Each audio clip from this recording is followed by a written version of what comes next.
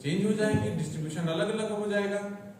तो economics basically वहीं पे कंसंट्रेट कर रहा है कि क्या फोर्सेस प्रोडक्शन की है, क्या फोर्सेस डिस्ट्रीब्यूशन की है। क्लियरली?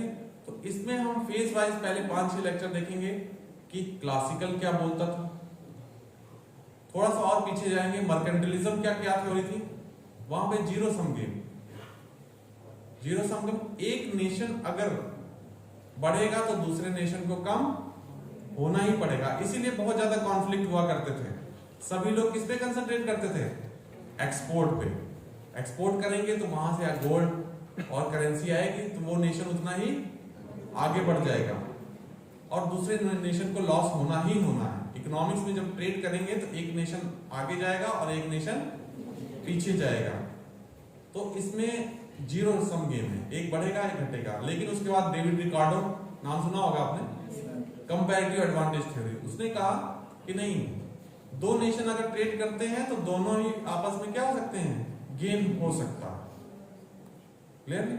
तो हम मर्केंटिलिज्म से आगे एडम स्मिथ में एब्सोल्यूट एडवांटेज, कंपैरेटिव एडवांटेज ये आए कि ट्रेड से भी बेनिफिशियल होता है। ये सारी थ्योरी आपको इसलिए इंपॉर्टेंट है, जब ये पढ़ेंगे ये समझ में आएगी तभी आपको WTO का चलेगा, पता चलेगा कि और अभी इंडिया और चाइना और यूएसए में जो ट्रेड वॉर चल रहा है, ये सारी चीजें आपको समझ में आने लगेंगी कि क्यों यूएस अपने को ही कॉन्ट्रडिक्ट कर रहा है जो उसके पहले पॉलिसी थी।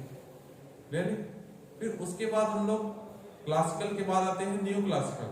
न्यू क्लासिकल में क्या है, थोड़ा सा उसने कंसंट्रेट कर दिया डिमांड साइड, क्लासिकल सिर्फ सप्लाई साइड पे की, जितनी मशीनें हैं बढ़ाइए आपका प्रोडक्शन क्या होगा, बढ़ेगा।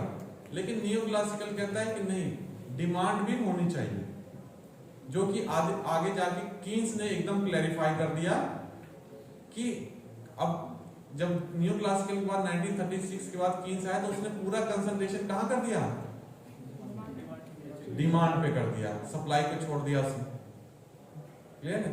फिर उसके बाद आगे आगे स्टेप आएगा न्यू कीन्सियन, वो रैशनल एक्सपेक्टेशन थ्योरी, उसमें ब्रीफ में देंगे। लेकिन जो क्लासिकल और कीन्स है वो आपको इसलिए इंपॉर्टेंट है कि उससे आपको चीजें समझ में आने लगेगी। फिर जैसे आप फिजिकल पॉलिसी पढ़ते हैं, फिजिकल पॉलिसी क्या है, related to tax and revenues of the government. बिल्कुल, मॉनेटरी से कैसे अंतर है इसका, it governs by the ministry of finance and monetary policy is governed by the RBI. बिल्कुल, जो भी पॉलिसी मनी सप्लाई को इफेक्ट करती है, मनी सप्लाई बढ़ेगी, मनी सप्लाई घटेगी इकोनॉमी में, वो क्या होगा, मॉनेटरी पॉलिसी। और जो पॉलिसी गवर्नमेंट के रिसोर्सेज, पैसा आता है पैसा जाता है गवर्नमेंट का सिर्फ, वो आपका क्या हो जाएगा, वो फिजिकल पॉलिसी हो जाएगी। तो जब आप फिजिकल पॉलिसी पढ़ेंगे तो जब आपको अगर कीन्स की थ्योरी नहीं पढ़ी है, कीन्स का आइडिया नहीं है, तो आप फिजिकल पॉलिसी नहीं जान पाएंगे कि क्या है। वही मैं कहता हूं ना कि इंडियन इकोनॉमी जब पढ़ते हैं आपको तो एक थ्योरी मिसिंग लगती है आपको, वो थ्योरी जानना बहुत जरूरी है। फिजिकल पॉलिसी जैसे क्लासिकल में कहा लेजेस फेयर, गवर्नमेंट इंटरवेंशन नहीं होना चाहिए इकोनॉमी में, छोड़ दीजिए इकोनॉमी अपने आप सही चलेगी। लेकिन कीन्स क्या कहता है कि वो तभी पॉसिबल है जब आपका स्ट्रक्चर एकदम सही है, हर चीज परफेक्ट है, इंफ्रास्ट्रक्चर परफेक्ट है, इंफॉर्मेशन परफेक्ट है। लेकिन ऐसा इकोनॉमी में होता नहीं है। उस इंफ्रास्ट्रक्चर को, उस इंफॉर्मेशन को, उसको सही करने के लिए किसकी जरूरत है, गवर्नमेंट की जरूरत है।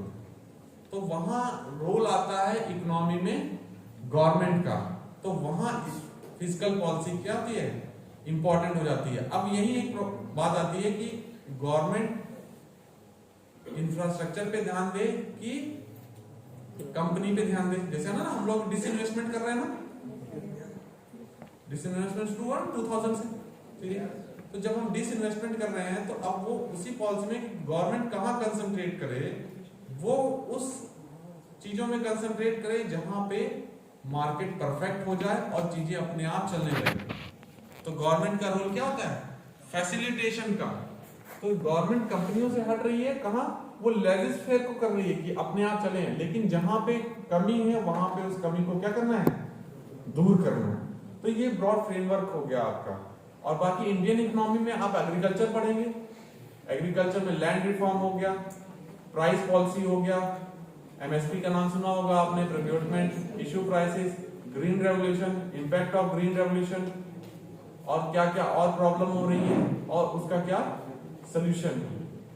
फिर इंडस्ट्री में आप लोग आएंगे तो आपको 1991 से पहले और बाद में एलपीजी नाम सुना होगा आपने पॉलिसी, उसमें इंडस्ट्री में ये पढ़ेंगे।